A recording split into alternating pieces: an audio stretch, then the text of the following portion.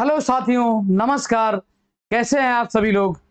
स्वागत है आप सभी लोगों का हिंदी की प्रैक्टिस सेट नंबर 10 में। ये हिंदी का आज का 10वां प्रैक्टिस सेट है और जो है इसके पहले आपको 9 प्रैक्टिस सेट कराए गए हैं, तो आप प्लेलिस्ट विजिट करके जो है इसको देख लेंगे। और हिंदी जो है किसी भी एग्जाम में पूछी जाने वाली जितने भी एक्सपेक्टेड प्रश्न है, ये सभी प्रीवियस ईयर क्वेश्चन को हम आपके साथ डिस्कस कर रहे हैं। तो किसी भी एग्जाम में जो हिंदी पूछी जाती है वो प्रश्न यहां से मिल सकते हैं। ठीक, पहला प्रश्न है, निम्नलिखित में से कौन सा अलंकारवादी नहीं है। तो इनमें से ये कुछ कवियों के नाम दिए गए हैं, लेखकों के। तो इनमें से कौन से हैं जो अलंकारवादी नहीं हैं। ठीक, तो इनमें से ये जो कुंतक जी हैं ये अलंकारवादी नहीं है। भामह, दांडी और उदय उद्भट जो है ये तीनों अलंकारवादी हैं, लेकिन ये कुंतक जी जो हैं ये अलंकारवादी नहीं हैं। अगला है, जो चाहो करो बस, ये बस है, बस हमें तंग ना करो। वाक्य के बीच में रिक्त स्थान में कौन सा विराम चिन्ह आएगा। तो ये एक वाक्य है, जो चाहो करो बस हमें परेशान ना करो। तो इसमें कौन सा विराम चिन्ह आएगा, यहां पर अर्ध विराम आएगा। कौन सा आएगा, अर्ध विराम आएगा। अर्ध विराम का चिन्ह ऐसे होता है, यानी कि कॉमा आएगा यहां पर। जो चाहो करो बस हमें परेशान ना करो, तो इसमें कौन सा विराम चिन्ह आएगा, अर्ध विराम आएगा। ठीक, और जो है ये होता है, और ये अल्प विराम एक कॉमा होता है। अर्ध विराम कैसा होता है, एक बिंदी होता है और एक कॉमा होता है, ये अर्ध विराम होता है। और पूर्ण विराम जो होता है ये पूरा खड़ी पाई होता है। और एक पूर्ण विराम होता है, ये अंग्रेजी का होता है, एक बिंदी होता है। ठीक, और योजक चिन्ह कौन सा होता है, योजक चिन्ह ऐसे होता है जब दो शब्दों को आपस में जोड़ना होता है, या तो दोनों विपरीत शब्द होते हैं या दोनों प्रधान शब्द होते हैं। जैसे माता पिता के बीच में क्या लगता है, योजक चिन्ह लगता है, तो वहां पर योजक चिन्ह का हम प्रयोग करते हैं। ठीक, कभी कभी विराम चिन्हों की संख्या पूछी जाती है, तो ये संख्या में विराम चिन्ह कितने हैं, ये 20 हैं विराम चिन्ह संख्या में। और कभी कभी ये भी पूछा जाता है कि विराम चिन्ह जो है किस भाषा से आए हुए हैं, तो ये अंग्रेजी भाषा से आए हुए हैं। विराम चिन्ह जो है ये अंग्रेजी भाषा से आए हुए माने जाते हैं, और इनकी संख्या कितनी है, ये 20 है। ठीक, अगला प्रश्न है, 1973 में साहित्य अकादमी पुरस्कार प्राप्त आलोक पर्व किसकी रचना है। ये 1973 में साहित्य अकादमी पुरस्कार प्राप्त हुई इस रचना के लिए, किसके लिए, आलोक के लिए। तो ये आलोक रचना जो है ये किस कवि की है, किस लेखक की है, तो ये हजारी प्रसाद द्विवेदी जी की है। किसकी है, ये हजारी प्रसाद द्विवेदी जी की है ये रचना आलोक। ठीक, अगला प्रश्न है, कछुआ धर्म और मारे सिमोही कुठाओं किसकी रचना है। ये कछुआ धर्म और मारे सिमोही कुठाओं ये किसकी रचना है, तो ये जो है साथियों ये चंद्रधर शर्मा गुलेरी की रचना है। किसकी रचना है, ये चंद्रधर शर्मा गुलेरी की रचना है, कछुआ धर्म और मारे सिमोही कुठाओं। ठीक, अगला है, साहित्य की, हिंदी साहित्य की भूमिका के लेखक कौन है। इनमें से हिंदी साहित्य की भूमिका के लेखक कौन है, तो हिंदी साहित्य की भूमिका के लेखक के रूप में किसे जाना जाता है, ये हजारी प्रसाद द्विवेदी जी को जाना जाता है हिंदी साहित्य की भूमिका के लेखक। ठीक, अगला प्रश्न है, कूलन में, केल में, कछारन में, कुंजन में, क्यारिन में कलित कलीन किलकत हैं, इस काव्य पंक्ति में कौन सा अलंकार है। तो इसमें कौन सा अलंकार आप पहचान करेंगे, तो इसमें ये जो का वर्ण है यानी कि का अक्षर है बहुत बार आया हुआ है। ठीक, तो वर्णों की आवृत्ति किस अलंकार में होती है, बार बार वर्णों की आवृत्ति यानी कि जो बार बार अक्षर आ रहे हैं, ये अनुप्रास अलंकार में वर्णों की बार बार जब आवृत्ति होती है, बार बार कोई अक्षर आता है, तो वहां पर कौन सा अलंकार होता है, ये होता है अनुप्रास अलंकार होता है। ठीक, और श्लेष क्या होता है, श्लेष जब एक ही शब्द से दो अर्थ चिपके होते हैं। श्लेष का मतलब क्या होता है, इसका अर्थ होता है हिंदी में चिपका हुआ। श्लेष का मतलब क्या होता है, चिपका हुआ। तो एक ही अर्थ से, एक ही शब्द से जब दो अर्थ चिपके होते हैं तो वहां पर होता है श्लेष अलंकार होता है। ठीक, अगला प्रश्न है, निम्न में से रस निरूपण के प्रथम व्याख्याता कौन थे? तो रस निरूपण के व्याख्याता इनमें से कौन थे? तो रस निरूपण के व्याख्याता साथियों ये भरत मुनि जी थे। कौन थे? ये भरत मुनि जी थे, रस निरूपण के प्रथम व्याख्याता, यानी कि इन्होंने रस का निरूपण किया, निरूपण करने वाले प्रथम व्याख्याता थे। अगला है, निम्नलिखित में से शुद्ध वर्तनी वाला शब्द कौन सा है? तो इनमें शुद्ध वर्तनी किसकी पूछी गई है? धाराशायी की पूछी गई है। तो इसमें धाराशायी, धाराशायी, धाराशायी और धाराशायी, तो इसमें सही कौन सा लिखा गया है? इसमें ये धाराशायी लिखा गया है। जो धाराशायी, इसमें सा कौन सा है? ये सलजम वाला सा है, सलजम वाला सा है। इसमें यही ध्यान देना आपको कि सा कौन सा रहेगा? सलजम वाला सा रहेगा। ठीक। अगला प्रश्न है, मैंने मेरे को सुधार लिया है वाक्य में किस प्रकार की अशुद्धि है? तो मैंने मेरे को सुधार लिया है, इसमें किस प्रकार की अशुद्धि है?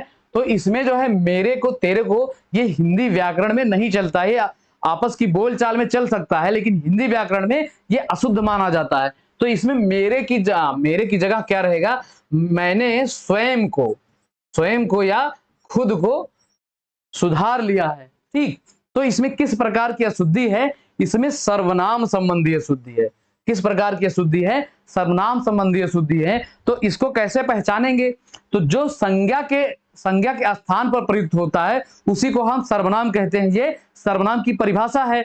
तो जब इस वाक्य में मैंने मेरे को सुधार लिया है, तो यहां पर किसी व्यक्ति का नाम रखेंगे। तो जैसे राम बोलेगा कि मैंने खुद को सुधार लिया है, तो ये जो मैंने और मेरे को किसके लिए प्रयोग हुआ है? ये संज्ञा के लिए प्रयोग हुआ है। तो संज्ञा के स्थान पे जो प्रयुक्त होता है उसे हम सर्वनाम कहते हैं। तो उसी भाग में त्रुटि है, तो ये किस प्रकार की त्रुटि होगी? ये सर्वनाम संबंधी त्रुटि होगी। ठीक। अगला है, निम्नलिखित में कोष्ठक में दिए गए शब्द के उपवाक्य का नाम बताइए। तो एक शब्द इसमें दिया गया है, एक वाक्य दिया गया है और वाक्य कोष्ठक में दिया गया है। तो कोष्ठक में क्यों दिया गया है? जो उपवाक्य होता है उसका जैसे सब टाइटल होता है या उसके बारे में कुछ विस्तार से बोलना होता है, तो उसको हम कोष्ठक में रख देते हैं कि इतनी बात छोटे से कह के, और कोष्ठक में इसका पर्याय दिया जाता है, यानी कि अर्थ दिया जाता है। तो इसमें क्या है? शिखा ने कहा कि वह कल नाटक देखने जा रही है। तो शिखा ने कहा कि इतना जो है अलग है, और ये कोष्ठक में क्या है? वह कल नाटक देखने जा रही है। तो ये किस प्रकार का उपवाक्य है? ठीक।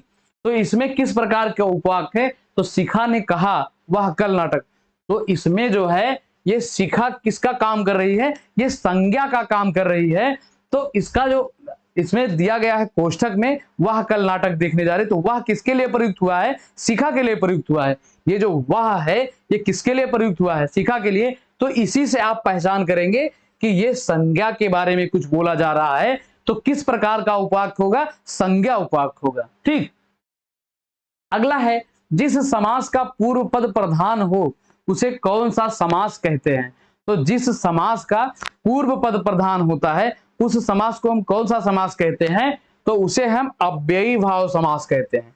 जिस समास का पूर्व पद यानी कि पहला पद, ये पूर्व का मतलब क्या होता है?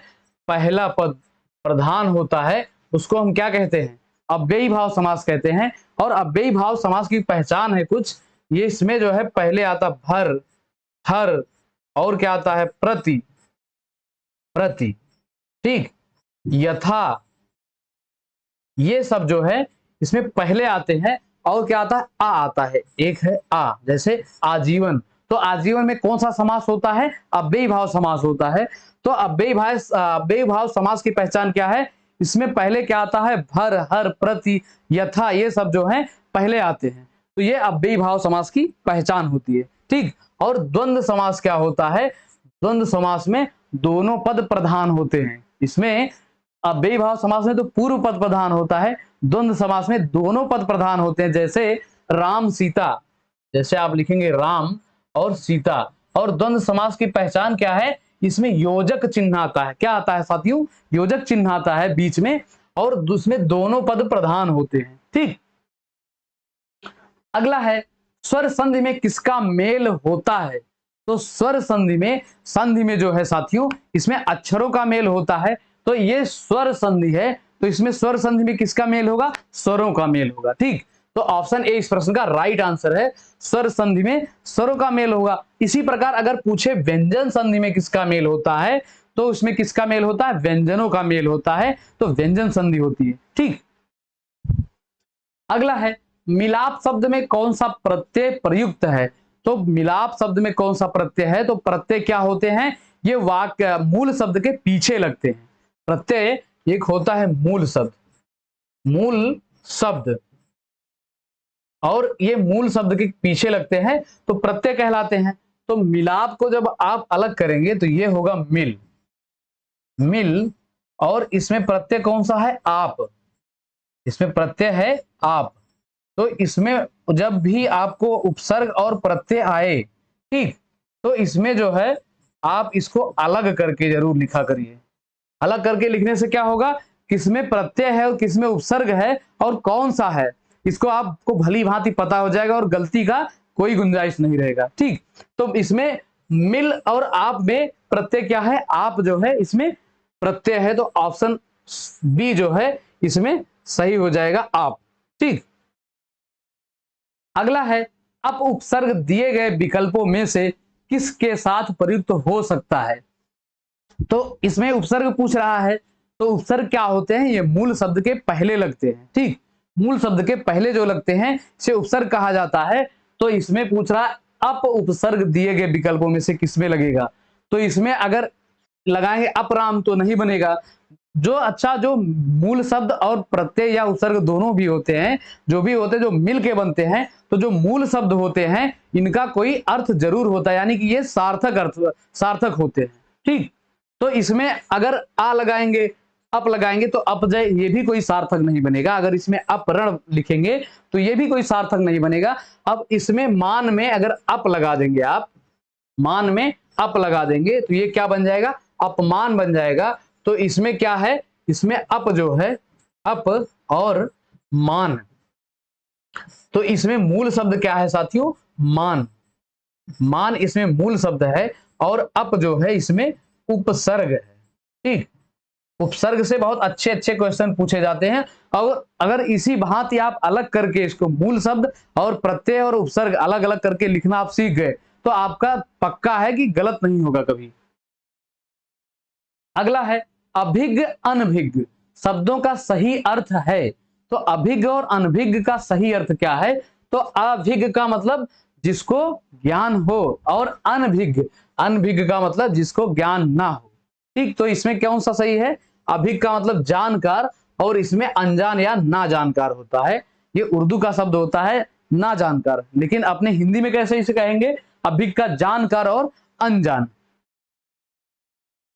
अगला है अरण्य रोदन मुहावरे का सही अर्थ स्पष्ट कीजिए। तो अरण्य रोदन, तो अरण्य का मतलब क्या होता है, अरण्य का मतलब होता है जंगल, ये जंगल का पर्यायवाची है, जंगल या वन, वन, विपिन, विपिन, और एक पर्यायवाची होता है इसका अटवी, अटवी। ठीक, तो अरण्य रोदन का मुहावरे का सही अर्थ क्या होगा, यह है निरर्थक, क्योंकि अरण्य का मतलब जंगल होता है, तो क्या जंगल रोता है या कोई सुनेगा उसको। तो इसका मुहावरे का सही अर्थ क्या है, इसमें इसका सही अर्थ है निरर्थक। अरण्य रोदन का मतलब क्या होता है, निरर्थक होता है। अच्छा, मुहावरे जो होते हैं साथियों, ये मुहावरे वाक्यों में प्रयोग किए जाएंगे तो ही इनका कोई सार्थक अर्थ होता है, लेकिन जो लोकोक्तियां होती हैं इनको जो है आप स्वतंत्रता पूर्वक प्रयोग कर सकते हैं। तो इसमें कभी कभी अंतर पूछ लिया जाता है, तो यही बेसिक सा अंतर है कि मुहावरे का स्वतंत्र प्रयोग नहीं होता है और लोकोक्तियों का स्वतंत्र प्रयोग होता है। अगला प्रश्न है किसी और स्थान पर वाक्यांश के लिए एक शब्द होगा। तो किसी और स्थान पर, जैसे कोई बात बोले कि यहां नहीं किसी और स्थान पर, तो उसके लिए एक शब्द आप क्या यूज करेंगे, या छोटा करके, जो अनेक शब्दों के लिए एक शब्द होता है वो संकुचित होता है, छोटा सा शब्द होता है, वो छोटे ही शब्द जो है बड़े से बात को कह जाता है उसमें।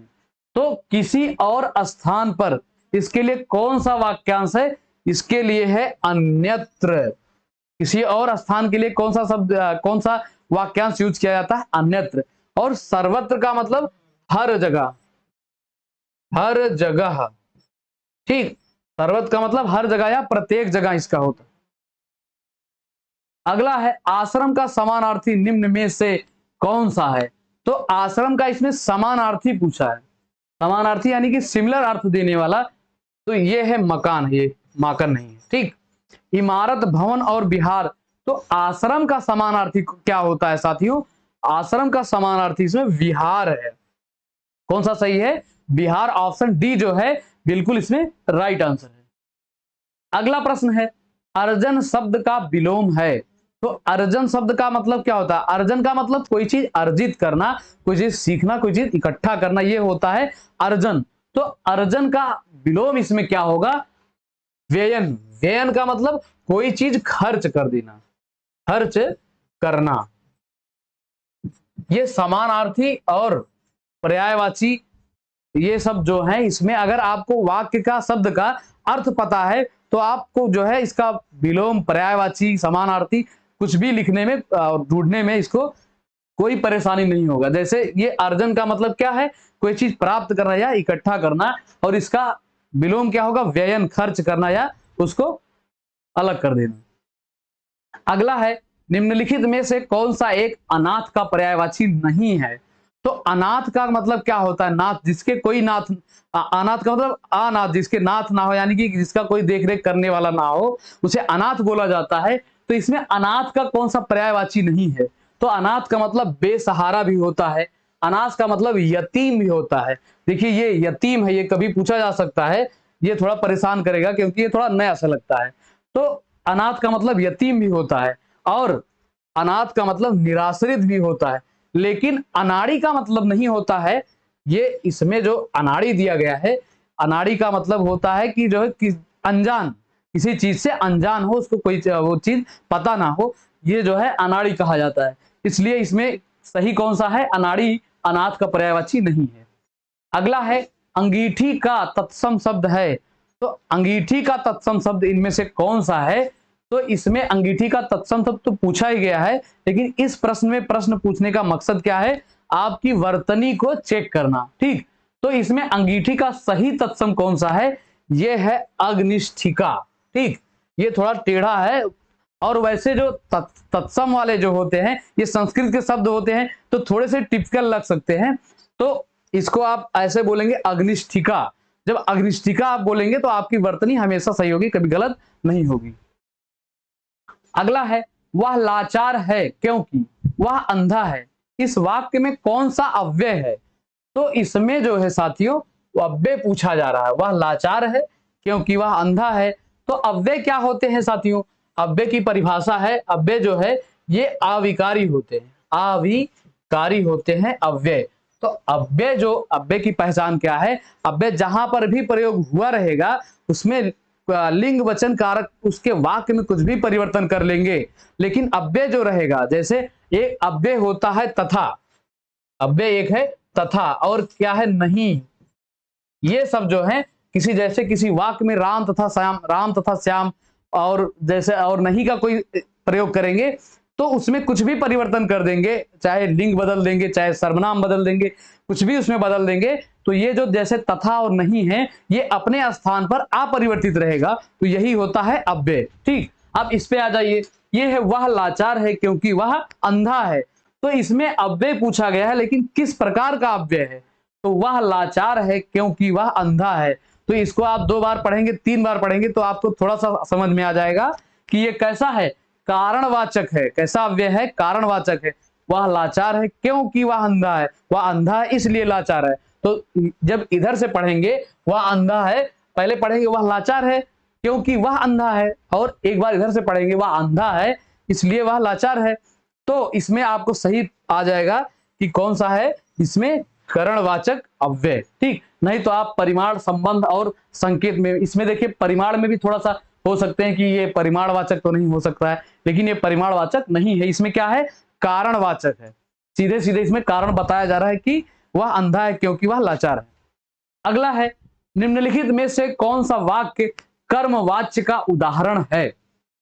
तो वाच्य 3 प्रकार के होते हैं, कर्मवाच्य, कर्तृवाच्य और भाववाच्य। ठीक, तो इसमें कर्मवाच्य पूछा जा रहा है, तो इस कर्मवाच्य पहचानेंगे कैसे कि कौन सा वाच्य है, तो जिस शब्द में, जिस वाक्य में जो वाच्य रहेगा तो उसमें जो है उसकी प्रधानता रहेगी।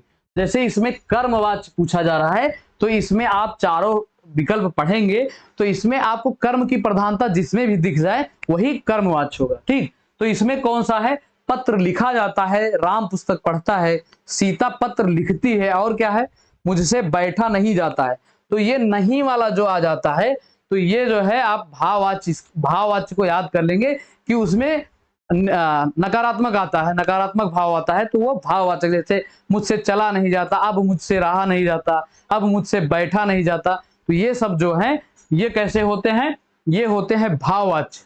और इसमें कर्मवाच्य पूछा जा रहा है तो कर्मवाच्य इसमें कौन सा है? पत्र लिखा जाता है। ठीक, अगर पत्र की जगह क्या बदल देंगे? चिट्ठी लिखी जाती है तो थोड़ा सा बदल जाएगा। तो इसमें ऐसे ही आप इसको पहचानेंगे कि जो वाच्य जिस रहेगा उसमें उसकी प्रधानता रहेगी। अगर कर्तृवाच्य पूछा है तो उसमें कर्ता की प्रधानता रहेगी, अगर कर्म पूछा रहेगा तो उसमें कर्म की प्रधानता रहेगी। अगला प्रश्न है, कौन सा वाक्य आसन्न भूतकाल में है? तो इनमें से कौन सा वाक्य जो आसन्न भूतकाल में है? तो आसन्न भूतकाल तो सभी जानते हैं, लेकिन आसन्न का मतलब जो अभी अभी हुआ हो उसे आसन्न भूतकाल कहते हैं। ठीक, तो इसमें कौन सा है? तू आता तो मैं जाता, मोहन आया सीता गई। वह आया था और मैंने आम खाया है। तो आसन्न, आसन्न का मतलब अभी अभी जो काम हुआ है, तो इसमें अभी अभी कौन सा हो? मैंने आम खाया है, यानी कि काम तो पूरा हो गया है, भूतकाल का हो गया, लेकिन थोड़ा सा पहले अभी अभी हुआ है कि मैंने अभी बस जस्ट खाया ही है। ठीक, तो इसमें क्या सही होगा? ऑप्शन डी, मैंने आम खाया है, आसन्न भूतकाल का सही उदाहरण है। अगला है, दशरथ के पुत्र राम ने रावण को मारा। इस वाक्य में कौन सा पद कारक बनने की सबसे कम योग्यता रखता है? तो इसमें कारक पूछा जा रहा है। एक वाक्य देखिए कि इसमें दशरथ के पुत्र राम ने रावण को मारा, इस पद में जो है कौन सा कारक बनने की सबसे कम योग्यता रखता है, यानी कि कारक बनने की सबसे कम पॉसिबिलिटी उसकी है। तो इसमें राम, रावण, दशरथ और पुत्र, तो इसमें जो है दशरथ जो है ये इसमें कारक बनने की सबसे कम योग्यता कौन सा रखता है? दशरथ। ठीक, अगला है, वह खेल रहा है। वह खेल रहा है में किस प्रकार की क्रिया है? तो वह खेल रहा है इसमें किस प्रकार की क्रिया है?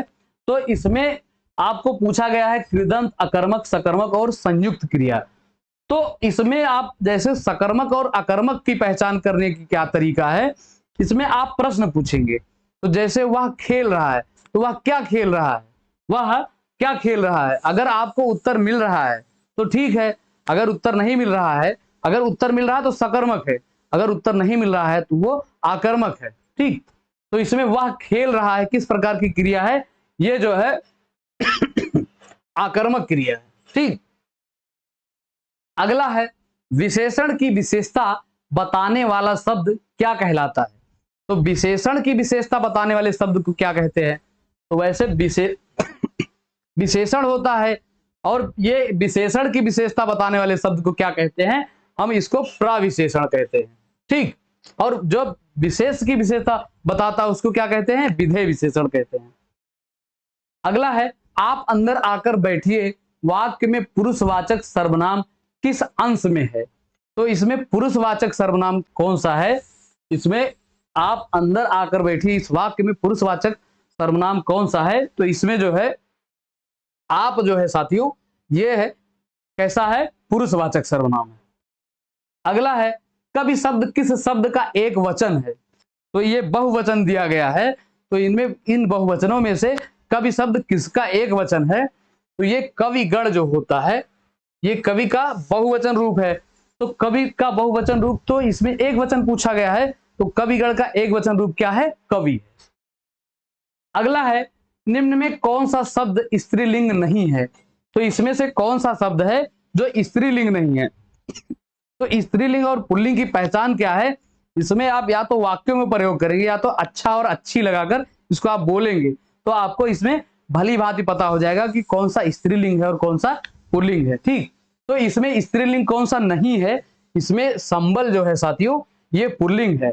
बाकी जो है ये तीनों यामा, योजना और भिक्षा, ये तीनों कैसे हैं? स्त्रीलिंग है। ठीक, तो ठीक है मित्रों, प्रश्न हमारे इतने ही थे जो समाप्त हुए। चैनल को सब्सक्राइब करिएगा और वीडियो को लाइक करिएगा, ठीक। और अगर आप वीडियो एग्जाम की तैयारी कर रहे हैं या यूपी पीसीएस की तैयारी कर रहे हैं तो ये क्वेश्चन जो है दोनों भी एग्जामों के लिए या किसी भी परीक्षा में जिसमें हिंदी पूछी जाती है उसके लिए ये क्वेश्चन बहुत ही महत्वपूर्ण होने वाले हैं। तो आप इसको पढ़िएगा और अच्छे से पढ़िएगा और मित्रों के साथ शेयर जरूर करिएगा, ठीक। तो मिलते हैं नेक्स्ट सेशन में साथियों, तब तक के लिए जय हिंद जय भारत।